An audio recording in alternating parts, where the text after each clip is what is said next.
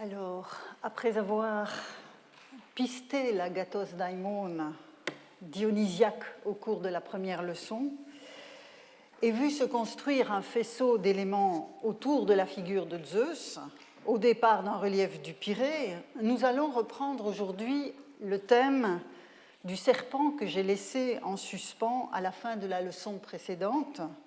Et à l'issue du parcours d'aujourd'hui, je vais conclure notre investigation autour de la figure de l'agathos daimon. Vous aurez vu dans le programme que la semaine prochaine, nous parlerons des nymphes. Nous passerons à une autre catégorie d'entités divines.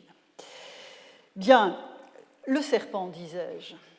Le serpent et son avatar mythique, le dragon, exercent une fascination qui se retrouve sous tant de latitudes et à tellement d'époques qu'on a récemment pu parler d'un brain dragon. Je vous mets sous les yeux une publication à ce sujet, une sorte d'instinct du dragon, hérité d'un temps où nos ancêtres auraient dû se prémunir contre des serpents et autres prédateurs. Ces animaux dangereux se seraient en quelque sorte amalgamés dans la figure du dragon qu'il convient d'abattre, un motif que l'on retrouve dans beaucoup de communautés. Alors, sans me prononcer sur le détail de cette hypothèse de type sociobiologique largement critiquée à la sortie du livre en question, je convoquerai plutôt ce que des chercheurs ont appelé de Snake Detection Theory, c'est-à-dire une hypothèse qui associe le développement du système visuel des primates à la nécessité de détecter la présence de serpents pour survivre. Des images de serpents montrées à des personnes dont on analyse l'activité cérébrale suscitent incontestablement, nous disent les spécialistes qui travaillent sur ces questions, une augmentation de l'activité cérébrale visuelle. L'ophiophobie serait par ailleurs la phobie la plus répandue chez les humains. Alors, je n'ai évidemment pas les compétences requises pour juger de la pertinence des conclusions tirées des études sur ce sujet, mais le premier constat que je peux faire face au matériel grec dont je m'occupe est l'ambivalence du motif du serpent qui n'est pas qu'un objet de défiance ou de peur. En effet, si certaines traditions narratives mettent l'accent sur la dangerosité de l'animal, je vous rappelle par exemple le cas d'Héra qui envoie 2 serpents pour tuer le petit Héraclès dans son berceau, on voit évidemment que là c'est loin d'être un animal inoffensif. Donc, que l'on pense à cet épisode ou aux nombreux récits qui mettent en scène le combat d'un dieu ou d'un héros contre un reptile monstrueux. Le cas d'Apollon contre le serpent Python à Delphes est sans doute le récit paradigmatique à cet égard. Mais le serpent est également positivement connoté, à l'instar de ce que l'on constate dans le monde naturel, où des serpents venimeux côtoient des serpents tout à fait inoffensifs, voire bénéfiques pour les humains. Dans le vocabulaire grec, si je laisse de côté les vocables poétiques ou d'espèce générale, les substantifs dracone, dont dérive notre dragon, et ophis, qui entrent dans la composition du mot ophiophobie que je viens d'utiliser, sont les termes les plus largement utilisés dans les textes. Ce ne sont pas de parfaits synonymes, même s'ils sont largement interchangeables. Ainsi, par exemple, pour vous montrer qu'ils ne sont pas nécessairement complètement synonymes, quand Pausanias, oui, et j'avais mis ici une brève bibliographie sur la question du serpent, quand Pausanias, au IIe siècle de notre ère, donc, affirme que tel office est, selon lui, un dracone. Vous avez le texte sous les yeux, je crois bien que cet office est un dracone. Bon, je ne vous mets pas le contexte, c'est tout à fait incident pour mon propos. Il rejoint une scolie à Euripide qui l'exprime plus clairement encore, car l'office désigne le sous-ordre des serpents, le dracone désigne une famille. Et j'ai repris ici la traduction de Liliane Botson qui a beaucoup travaillé sur ces questions. Et donc, c'est ainsi que j'ai traduit génos par sous-ordre et eidos par famille dans ce cas précis. Quant aux représentations associées à l'animal, elles sont intimement liées à la terre sur laquelle il se déplace, dont il surgit et où il s'engouffre. À titre d'exemple, je prendrai 2 citations à 7 siècles d'intervalle pour vous montrer que c'est une constante. L'interprétation d'un rêve de serpent par un oracle d'Apollon, rapporté par Hérodote, formalise ce point en faisant du serpent, ici c'est Ophis, un enfant de la terre. Vous voyez ici le Ges Paida. Et au IIe siècle de notre ère, donc un contemporain de Pausanias, Artémidore, parlant lui aussi de rêve de serpent, donc dans son traité d'Onirocritica, donc une clé des songes, comme on a pu traduire le terme, donc dans le texte d'Artémidore, voici ce que l'on trouve, et je propose de lire la traduction avec vous, parce que c'est un texte auquel je vais revenir au fil de cette leçon. La traduction est un peu longue, mais elle est importante. Donc, un dracone signifie, c'est ça le principe de l'interprétation des rêves, il donne un motif et il en donne l'interprétation, voilà, la signification. Un dracone signifie roi, vous avez ici Basileus. Un dracone signifie roi à cause de sa puissance, to dunaton, étant à cause de sa longueur et parce qu'il se dépouille de l'âge et redevient jeune. Il signifie aussi richesse et bien parce qu'on l'établit sur des troncs à offrande et en raison de tous les dieux auxquels il est consacré. Il s'agit de Zeus, de Zabasios, d'Hélios, de Déméter et Corée, d'Hécate, d'Asclépios et des héros. Cette liste va me resservir. Donc, s'il s'approche, et Artémidore poursuit son analyse du rêve d'un dracone, donc s'il s'approche et donne quelque chose ou dit quelque chose et l'exprime de façon non agressive par le biais de sa langue, cela signifie de grands bienfaits, du fait de ce que j'ai dit ou en raison des dieux susdits. S'il agite à l'opposé, c'est mauvais, toujours cette alternative. S'il s'entortille autour de quelqu'un et le lie, puis là on a une lacune dans le manuscrit, et des liens, et pour les malades, il signifie la mort, et pour ainsi dire, il mène à la terre. En effet, il est lui-même enfant de la terre, voilà le motif qu'on avait déjà chez Hérodote, et il y séjourne. L'office, et donc vous voyez qu'il distingue ici le dracone et l'office, signifie maladie et quelque chose de haïssable. Donc Artémidore n'entre pas dans le même type de distinction entre Génos et Eidos, comme dans la scolie que nous avons vue tout à l'heure, et il est impossible de savoir avec certitude quelle distinction il introduisait entre les termes. Mais quoi qu'il en soit, sur le plan des représentations qui m'intéressent ici, le dracone est un motif ambigu, et c'est à lui qu'est rapporté explicitement le lien intime avec la terre. L'office, selon Artémidore, à la fin du passage, est selon lui entièrement négatif. Pour artificielle qu'elle soit en termes de lexique, la distinction qu'Artémidore fait ici laisse percevoir une tendance déjà remarquée par ceux qui ont étudié la représentation des serpents dans l'imaginaire des Grecs.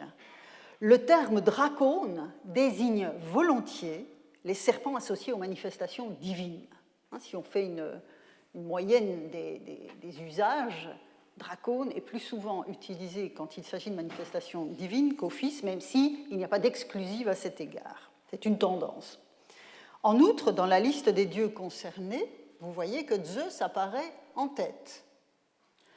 Zeus apparaît en tête, ce qui est strictement parallèle au statut royal lié à la puissance de l'animal, que dénote l'équivalence avec Basileus, qui apparaît donc en tête de l'interprétation du rêve en forme de dracone.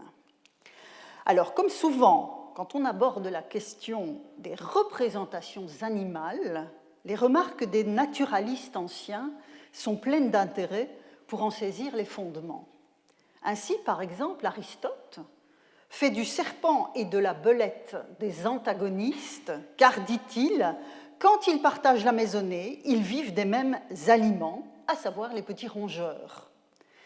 Même si la chose peut nous paraître curieuse aujourd'hui, la couleuvre était un animal domestique dans l'Antiquité, conçu comme un protecteur de la maison, plutôt une protectrice de la maison. Et à l'échelle de la cité d'Athènes, l'idée était officiellement présente, puisque le sanctuaire d'Athénapolias sur l'Acropole donc, était censé, au moment des guerres médiques, abriter un tel gardien. Hérodote rapporte qu'à la veille de la bataille de Salamine, au moment où les Athéniens envisageaient d'abandonner la cité aux mains des Perses, le gâteau de miel qui était offert chaque mois au grand serpent gardien de l'Acropole, nous dit Hérodote, était resté intouché. Donc le gâteau n'avait pas disparu. La prêtresse d'Athéna le fit savoir à la cité, et les Athéniens n'eurent plus de doute sur la nécessité de s'en aller, puisque, selon l'interprétation du présage, la déesse elle-même avait quitté Athènes. Alors, évidemment, quelle que soit l'historicité de l'anecdote, la représentation du serpent gardien de l'Acropole, du sanctuaire d'Athéna, et donc, par extension, d'Athènes, et la projection donc, sur la cité tout entière de l'image de la couleuvre familière des Maisonnés, protégeant notamment le grain des méfaits des rongeurs. Je crois qu'on peut opérer ce type de parallèle.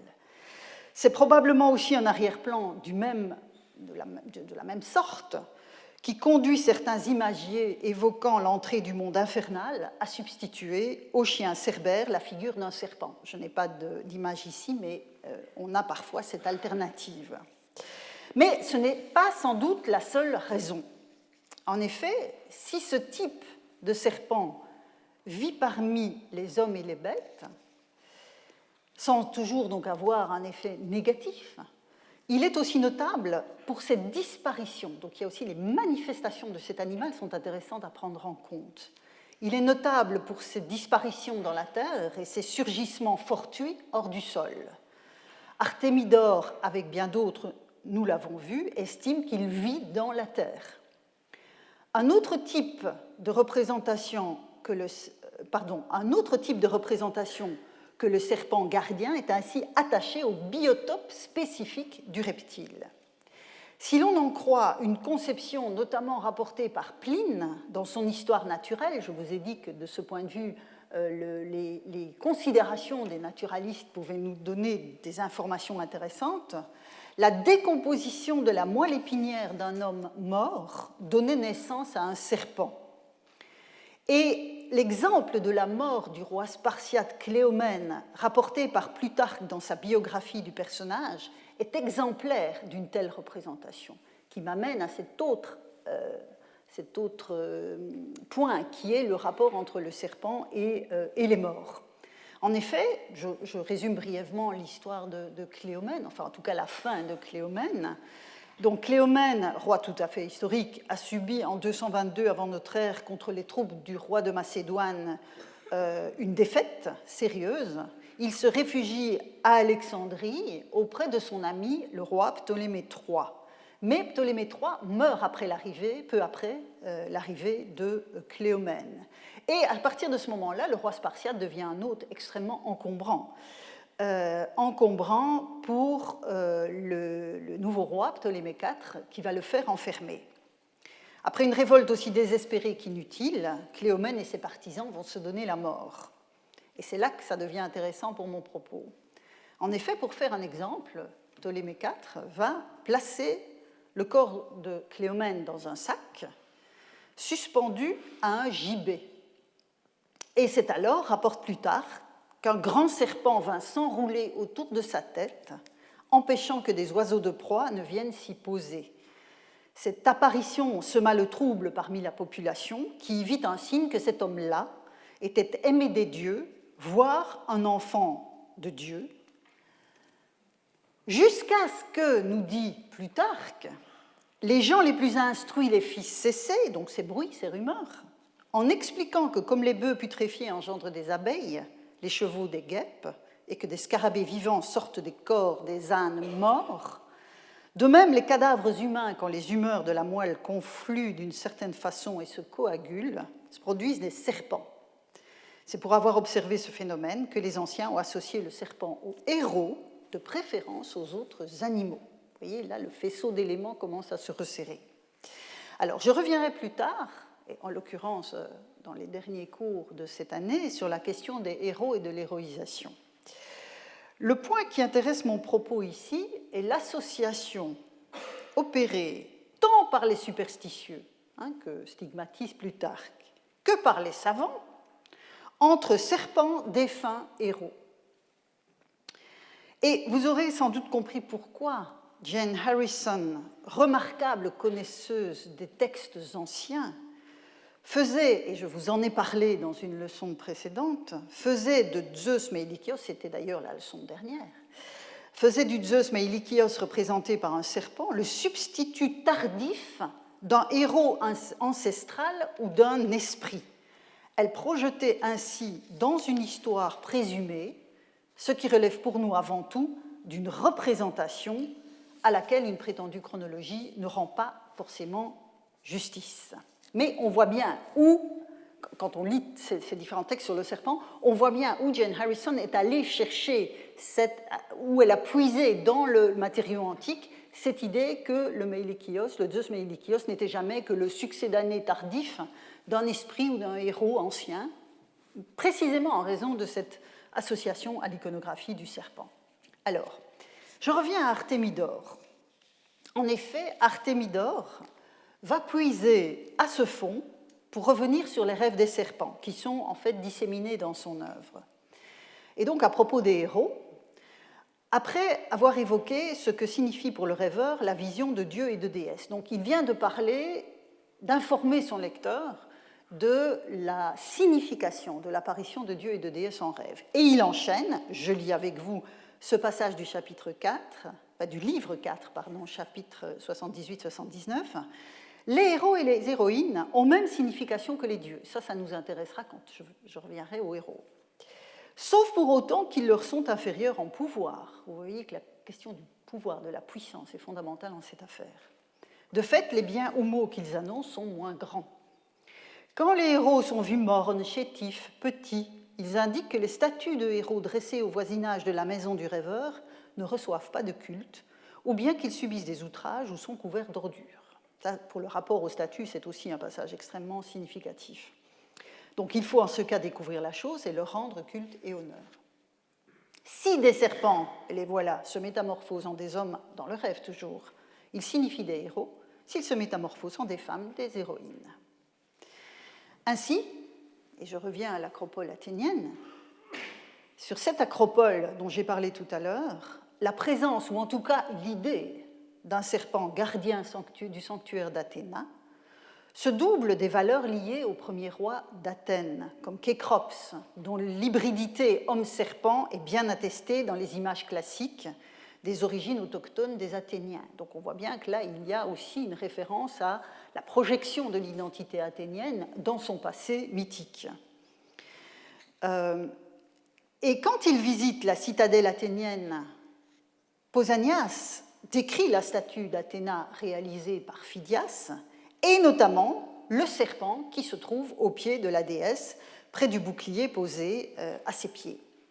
Et le visiteur va préciser au conditionnel, donc voilà une copie de l'Athéna de Phidias en marbre, et vous voyez donc ce serpent gigantesque à côté du bouclier, et Pausanias nous dit, ce serpent, et vous voyez que nous avons affaire à un dracone, ce serpent serait Érictonios.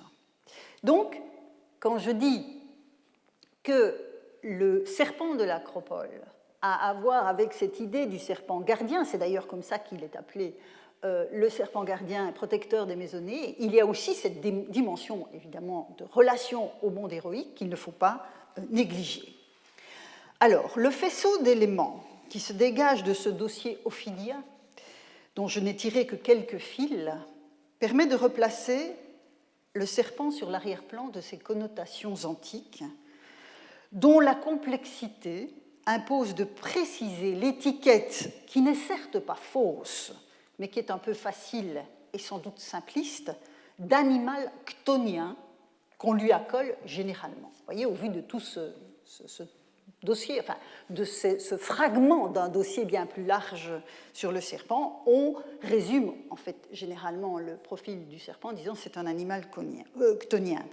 Mais finalement, qu'a-t-on dit quand on a dit cela ?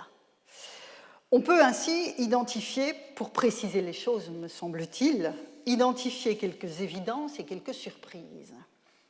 Alors, tout d'abord, sur le plan de l'observation naturaliste, on observe le rapport étroit de l'animal à la terre, dont il émane et où il retourne. Ça fait partie des évidences. On souligne aussi la protection qu'il apporte contre les nuisibles au sein des exploitations agricoles. C'était une évidence pour les anciens, ça l'est moins pour nous. Et enfin, toujours sur le plan de l'observation naturaliste, on peut constater l'ambiguïté de l'espèce dans sa totalité, dont certaines familles sont bénignes et d'autres venimeuses et donc dangereuses. Sur le plan des représentations, maintenant, on constate l'association récurrente de l'animal avec la sphère suprahumaine, surtout dans sa déclinaison de Dracone, dans laquelle, cette sphère suprahumaine, j'inclus les défunts exceptionnels, qui sont dans une certaine mesure suprahumains. Le serpent est une des formes à travers lesquelles s'exprime une action dont la source reste invisible, voire inconnue, mais associée à la terre. Il y a quelque chose d'épiphanique dans ces modalités d'être, et ce peut être conçu comme l'action post-mortem d'un défunt, celle d'un héros dont on verra que son rapport à la mort est plus ou moins étroit, ou encore l'action d'un dieu, mais pas de n'importe quel dieu, je vais y venir. Alors le dossier de Cléomène est exemplaire de ces options, puisque le serpent autour de la tête du mort supplicié est interprété par la foule comme le signe d'une intervention divine à l'égard d'un homme aimé des dieux ou enfant de Dieu. Donc on voit bien que là, c'est le rapport à la sphère suprahumaine qui prend tout de suite le dessus dans l'interprétation qui est donnée. Et puis Plutarque parle de cette interprétation des savants qu'il explique comme une émanation du cadavre lui-même. Et là, on voit bien que cette interprétation, fantaisiste évidemment, de notre point de vue, relève aussi des représentations, c'est-à-dire ce serpent en relation avec la mort et avec l'héroïsation. L'interprétation des rêves d'Artémidore procède même à l'envers, poussant à l'extrême les capacités métamorphiques de l'animal dans les rêves où il apparaît. Non seulement il peut rajeunir et ainsi prolonger sa vie, c'est du moins l'interprétation qui est donnée de la mue du serpent, mais s'il se transforme en homme ou en femme, ces derniers sont des héros. Et donc, dans certains contextes, on voit bien que le serpent signifie explicitement le statut héroïque. Donc, vous voyez tout de suite qu'il y a évidemment un élément à éclaircir et à expliquer, puisque, avec Zeus Meilikios, nous avons affaire à un dieu. Donc, vous voyez, j'arrive au cœur de ma question d'aujourd'hui. Et le serpent signifie explicitement le statut héroïque et l'atteste le dossier iconographique que j'ai évoqué les semaines précédentes, à savoir les reliefs représentant le dit banquet couché. Je vous ai déjà montré ces figures. Je vous en remontre donc quelques exemples provenant respectivement de l'île de Mélos, de Béotie et d'Athènes. Et vous voyez qu'en dessous de la table, qui est juste à côté de la couche de la figure masculine et de la figure féminine, on voit un serpent enroulé. Le serpent apparaît aussi sur de très célèbres reliefs en terre cuite et en pierre provenant d'un sanctuaire laconien qui est attribué à Agamemnon et à Alexandre à Cassandre, et dont les plus anciens exemples remontent au VIe siècle.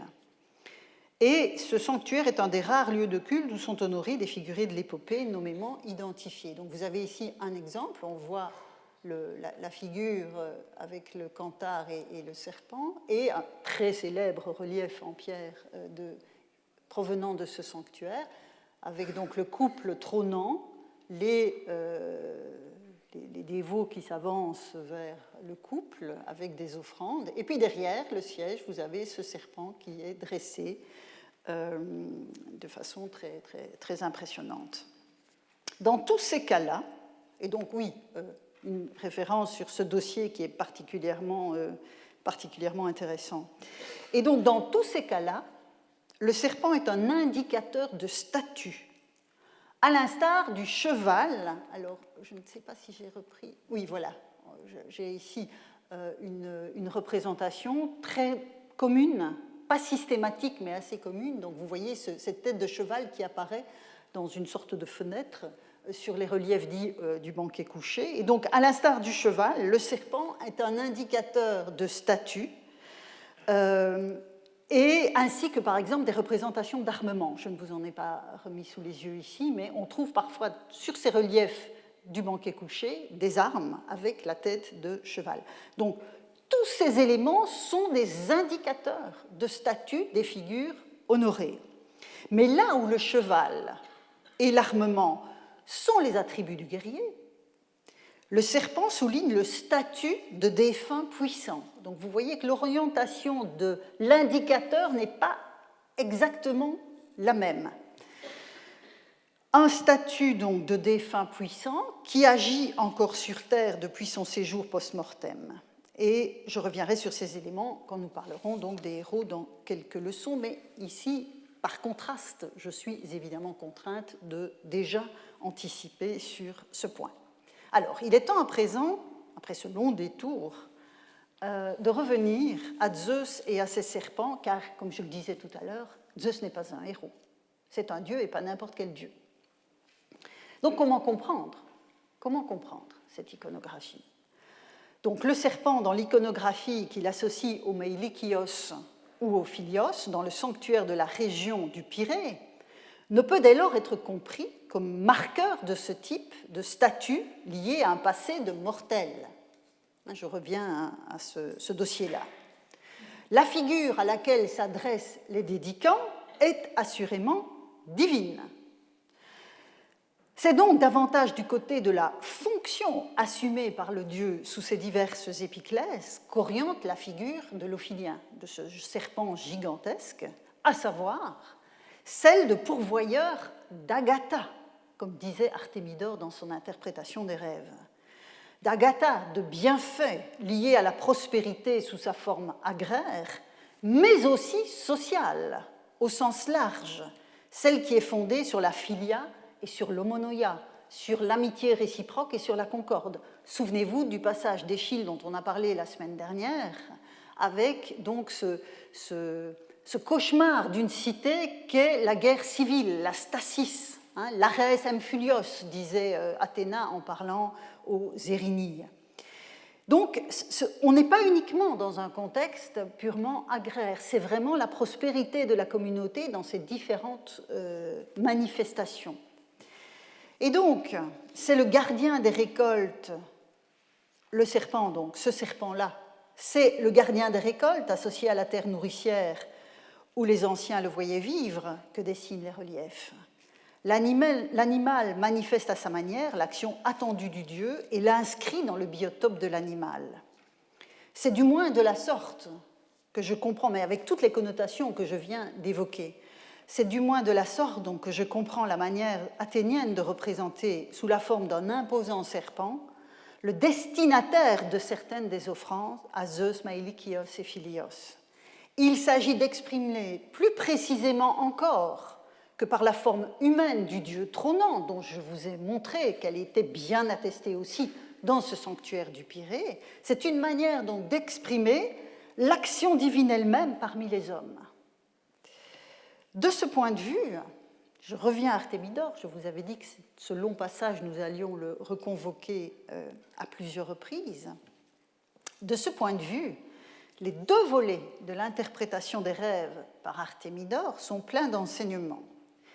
Car si les serpents peuvent exprimer le statut héroïque, je vous l'ai dit et il le dit ailleurs, la première occurrence du rêve de serpent dans l'œuvre associe le dracone, on l'a vu tout à l'heure, à la figure du basileus, du roi, et signifie également le temps long de la régénération périodique, en d'autres termes, les cycles de la vie associés à l'action du roi des dieux, du roi divin par excellence, qu'est Zeus lui-même. La régénération pourrait ainsi jouer un rôle, jouer un rôle dans l'association étroite entre l'animal et Asclépios, qui est présent dans la liste des dieux, vous le voyez ici, présent dans la liste des dieux livrés par Artémidore en tant que dieu guérisseur, et on le voit aussi apparaître ce motif pour d'autres cultes guérisseurs, dont celui d'Amphiaraos à Oropos, avec ce relief très célèbre dont que je vous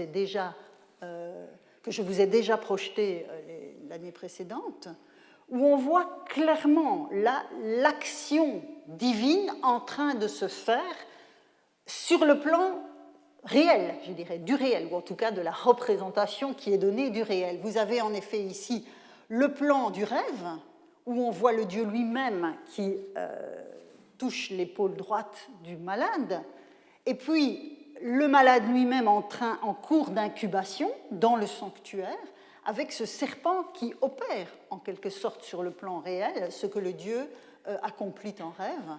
Et puis là, manifestement, vous avez encore un troisième plan qui est celui du malade guéri.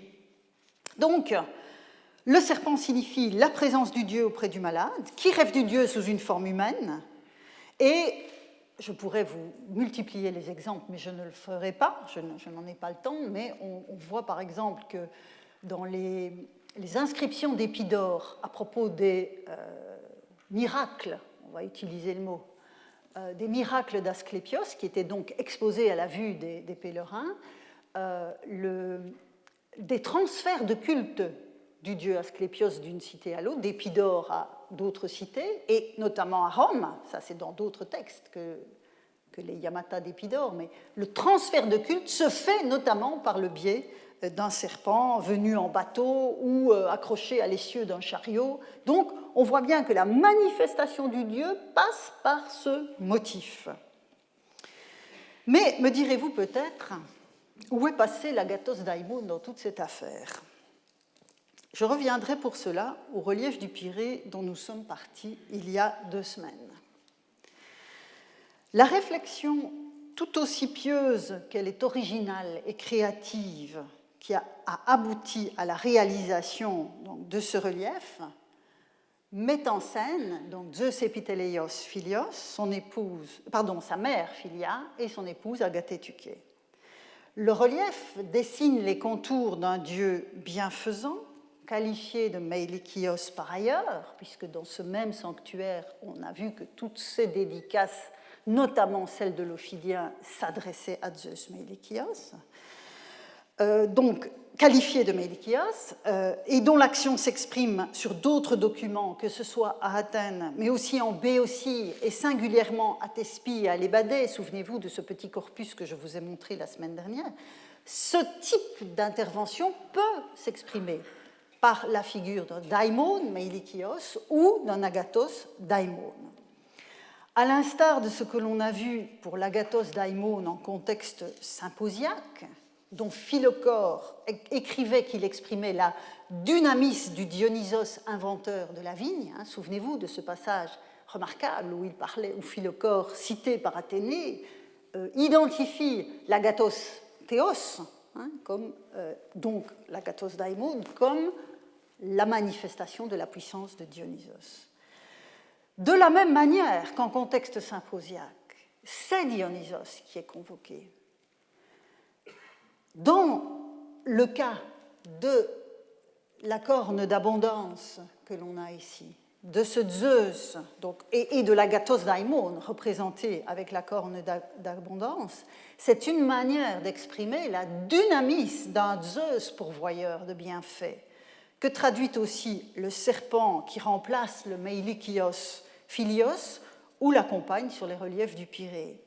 Et donc c'est sur un même arrière-plan que je comprends l'alternance de la mention, vous voyez, vous vous souvenez de ce dossier, Zeus Meilikios tout seul, ou le daimon Meilikios, c'est-à-dire une manière locale, spécifiquement béotienne, de jouer sur cette articulation entre le Zeus pourvoyeur de bienfaits, son action en tant que daimon, voire en tant qu'agathos daimon, auquel s'ajoute dans ce petit dossier le thème du serpent. Donc vous voyez que là on a un faisceau d'éléments qui se mettent en place quand on réfléchit sur cet effet réticulaire de la figure de l'agathos daimon.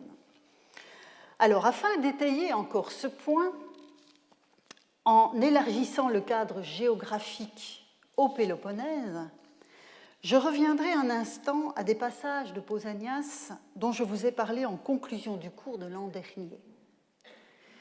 Je vous en rappelle le contexte et la teneur. Alors, dans ce contexte-là, Pausanias est à Olympie. Donc je vous dis, on élargit au Péloponnèse. Pausanias est à Olympie et évoque un sanctuaire qui associe la déesse Ilithyie, donc Eileituia, si on translittère le grec strictement, Ilithyie, qui protège notamment les naissances, et une figure locale, nous dit Pausanias, un daimon local qui s'appelle Sosipolis, sauveur de la cité. Vous vous souvenez peut-être, si vous étiez là l'année dernière, de ce texte. Je vais vous remontrer les éléments. Alors, l'étiologie du culte de Sosipolis met en scène, donc vous voyez là, Sosipolis, un daimon local reçoit des honneurs, Epikorios daimon. On avait vu ce texte l'année dernière. Alors, l'étiologie du culte de Sosipolis, je vous la rappelle, un conflit est né entre les Arcadiens et les gens d'Élis. Souvenez-vous, les gens d'Élis qui ont l'administration du sanctuaire d'Olympie dans leurs prérogatives. Et au moment où les ennemis, les deux armées se font face, une femme d'Élis vient apporter son nourrisson aux généraux de l'armée d'Élis, en disant qu'elle a rêvé, qu'un rêve lui a ordonné de mettre son nourrisson à la disposition de ses compatriotes. Les généraux, en dépit de cette curiosité, croient la femme et placent l'enfant par terre entre les deux armées. Et là, nous dit Pausanias, l'enfant, le nourrisson, se transforme en serpent dès que les Arcadiens attaquent. Épouvantés, l'armée ennemie s'enfuit et les Éléens remportent la victoire haut la main. Et donc, nous dit Pausanias, je cite le deuxième texte de l'écran, ils donnent alors au dieu le nom de Sosipolis, et si ce texte m'avait intéressé l'année dernière, c'était pour vous montrer précisément, en l'occurrence, la fluctuation entre daimon et théos à cet égard, et donc ils donnent alors au dieu le nom de Sosipolis, et là où le serpent leur avait apparu s'introduire dans le sol après la bataille, ils firent le sanctuaire, et avec lui, ils décidèrent de vénérer aussi Ilithyie, car cette déesse leur avait amené l'enfant parmi les hommes. Alors, ce texte, qui est donc issu de la visite, du compte-rendu de la visite de Pausanias à Olympie, doit être assorti d'un autre texte qui est issu de la visite de Pausanias dans la cité d'Élis elle-même, les deux étant évidemment étroitement chevillés. Et que nous dit Pausanias? Il vient de parler d'un sanctuaire de Tuké. Nous revoici avec Tuké que nous avions quitté il y a 2 semaines. Et il nous dit, je le cite, « Sosipolis reçoit aussi des honneurs dans un petit bâtiment à droite de Tuké. Le dieu est représenté sur un tableau d'après une vision onirique. Il a l'âge d'un enfant, il est vêtu d'un manteau constellé d'étoiles, il tient dans une main la corne d'Amalthée. » Alors Amalthée, c'est le nom de la chèvre qui était censée avoir nourri le petit Zeus caché dans une grotte de Lida, caché par sa mère pour échapper à la voracité de son père. Et la corne de la chèvre était en fait la référence de toute corne d'abondance, telle que nous l'avons vu associée à Zeus Epiteleios Philios ou à l'agathos daimon, voire à l'agathé Tuké dans des exemples que je ne vous ai pas montrés. Cette représentation de Sosipolis, sous les traits d'un enfant dans un manteau céleste et flanqué de la corne d'Amalthée, atteste que les gens d'Élis l'honoraient comme une manifestation de Zeus agathos daimon associé à Tuké, qui, ailleurs, est qualifié d'agathé, de bonne Tuké. Je vous renvoie pour cela à la réflexion du cours d'il y a 15 jours. Vous voyez dès lors que je n'ai pas oublié l'agathos daimon en chemin. Le faisceau d'indices qui permet de réunir ce Zeus pourvoyeur de bienfaits, l'agathos daimon, agathé Tuké, le salut d'une famille ou d'une communauté, ici nous avons affaire au salut de la cité elle-même, ainsi que l'image du serpent qui est associée à ces figures, transcende les temps et les lieux du monde grec. Et j'ajouterai encore un texte avant de, pas tout à fait de conclure, mais de vous reparler un peu d'Asclépios à ce sujet. En effet, donc, j'ai tiré tous ces fils et en les tirant, j'ai fait surgir donc, toutes ces figures pourvoyeuses de bienfaits qui s'articulent en dernière instance à la figure de Zeus, voire de Zeus Meilikios. Quelle ne fut pas dès lors ma surprise quand je creusais ce dossier, de trouver dans un corpus à nouveau du IIe siècle de notre ère, que l'on a l'habitude de qualifier de corpus des hymnes orphiques, un texte tout à fait surprenant pour notre propos. En fait, donc, les textes orphiques, je vous rappelle ce dont il s'agit. Donc, ce sont en fait 87 hymnes que la tradition manuscrite nous a conservés, qui sont attribués à Orphée et qui étaient sans doute récités, voire chantés, avec des fumigations, vous allez voir un exemple tout de suite, par un groupe de sectateurs d'Orphée qui se réunissaient sans doute à Pergame au IIe siècle de notre ère. Et donc, dans cet ensemble de 87 hymnes, le 73e s'adresse aux daimones. Aux daimones, avec, vous voyez, comme injonction rituelle, l'usage de résine d'encens au moment de la récitation. Alors, je lis le texte avec vous. J'invoque Daimon, enfin, je lis la traduction avec vous.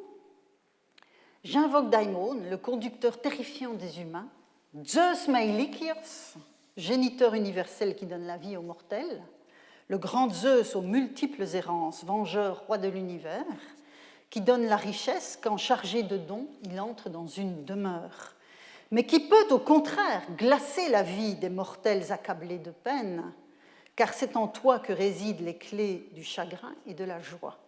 Eh bien donc, bienheureux, pur, après avoir chassé les fléaux épars, tout ce qui apporte la destruction de la vie sur la terre entière, puisses-tu nous accorder un bel accomplissement de vie glorieux et doux. Bon, c'est un hymne avec tout ce que cela implique. Et il s'agit en fait du 4e hymne de la série, donc des 87 pièces, qui s'adresse à Zeus. Une fois le dieu est invoqué sous son seul théonyme, c'est à Zeus. Une fois comme Kéraonos, c'est-à-dire le dieu de la foudre, et une fois comme Astrapaios, c'est-à-dire le dieu de l'éclair. Donc vous voyez, ce sont chaque fois des figures extrêmement impressionnantes. Quant au daimon de l'hymne que vous avez sous les yeux, il est une autre manière encore de s'adresser à Zeus sous son appellation de Meilikios.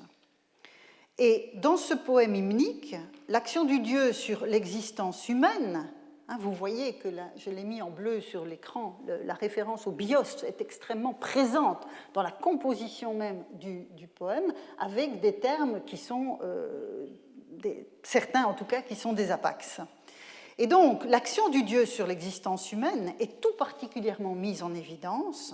Dans son alternance de biens et de maux, vous voyez qu'on retrouve ce que nous avons pisté toute l'année dernière, alternance de biens et de maux, une alternance que sous-entend l'action contrastée du Dieu parmi les hommes. Et donc, même si nous sommes au IIe siècle de notre ère, et qu'il y a évidemment des spécificités de l'époque dans ce poème, il y a un lien qui se fait avec les voies de l'investigation que nous avons ouvertes l'an dernier dans la poésie archaïque. Donc, vous voyez que daimon, alors dans le corpus des hymnes orphiques, ce qui est évidemment impressionnant, c'est que c'est le seul hymne qui s'adresse à ce type de figure. Tous les autres hymnes s'adressent à des entités, soit sous leur théonyme, soit sous leur théonyme avec une épiclèse, soit sous une épiclèse toute seule. Mais là, la notion de daimon n'intervient dans le libellé de l'hymne, dans la référence au destinataire de l'hymne, que dans cette pièce-là. Et je vais évidemment refermer le parcours qui nous a mené d'Homère à ce petit groupe de sectateurs orphiques de la période romaine. Et pour cela, je convoquerai à nouveau, pour que la boucle soit bouclée, les travaux et les jours d'Hésiode, dans le passage du mythe des espèces humaines, donc mythe des races, le dit mythe des races, qui parle des daimonos issus des défunts de l'âge d'or. Souvenez-vous, nous avons vu ces passages l'an dernier.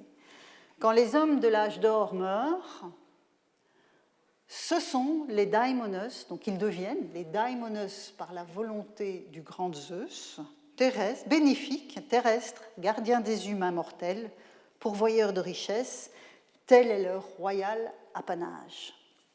Que j'avais associé à cet autre passage, dont je ne lis que la partie ici centrale, car ils sont 30 000 sur la terre fertile, de Zeus les immortels gardiens des hommes mortels, surveillant les arrêts de justice et les actes infâmes, errant vêtus de brume par toute la terre.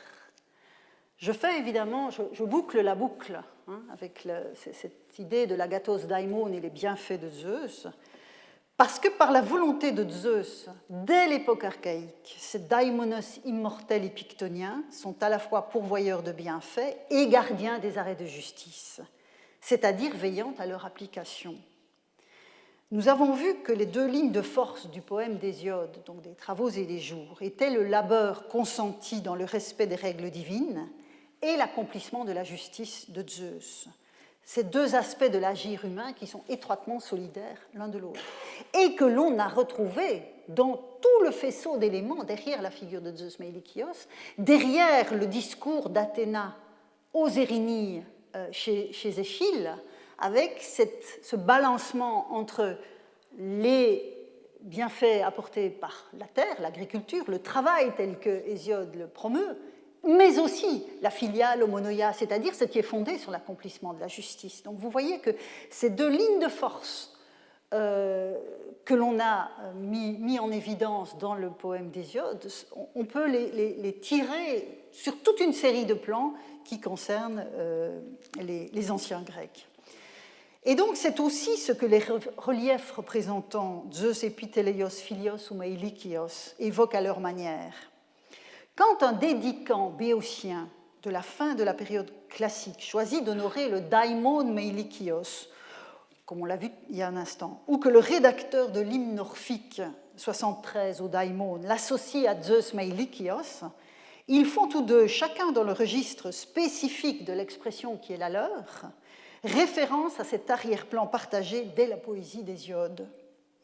Tout se passe comme si l'agathos daimon concentrait sous son nom générique cette capacité de Zeus à intervenir au plus intime de l'humus, vous savez, cette couche grasse de la terre, pour faire pousser les plantes et donner la richesse, ainsi qu'au plus intime des comportements humains, pour favoriser la philia et la concorde entre les êtres humains.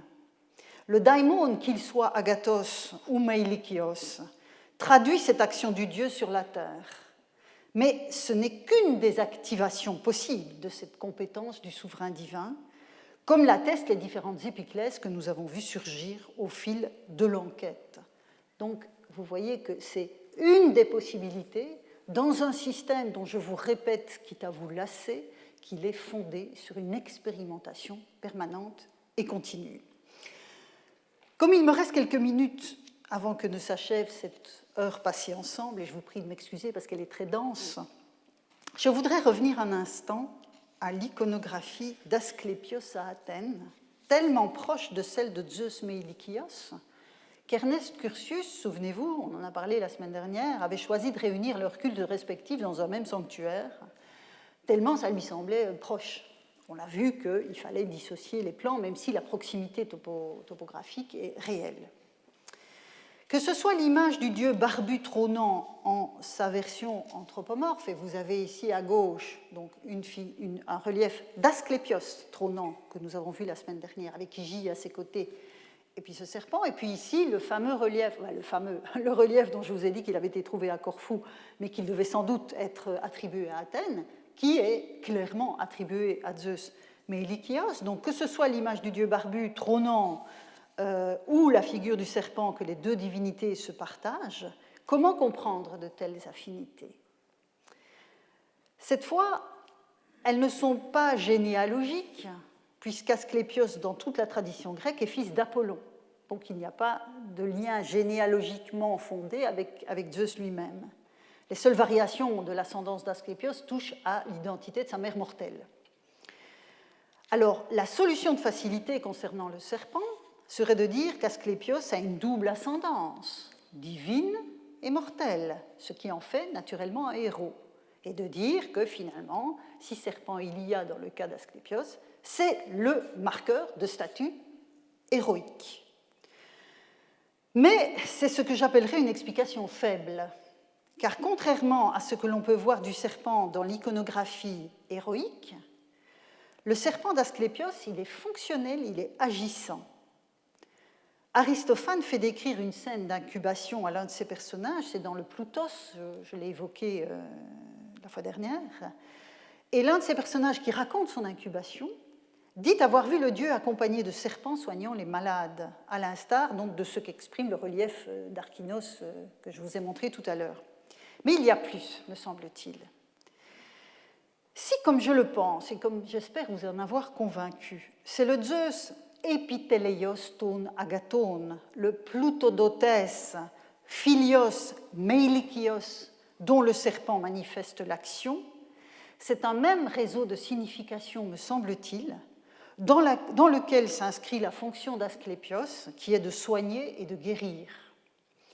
S'il est un agathon, un bienfait qui permet de jouir des autres biens, c'est l'ugieia, l'igie, comme on dit en français, que les acteurs du culte d'Asclépios viennent chercher dans ces sanctuaires.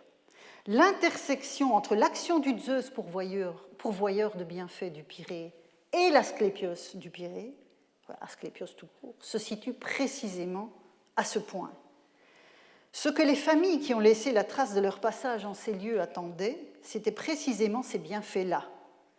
C'est pourquoi, sans doute, en un autre temps, à savoir la période romaine, et un autre lieu, à savoir en Carie, à Panamara,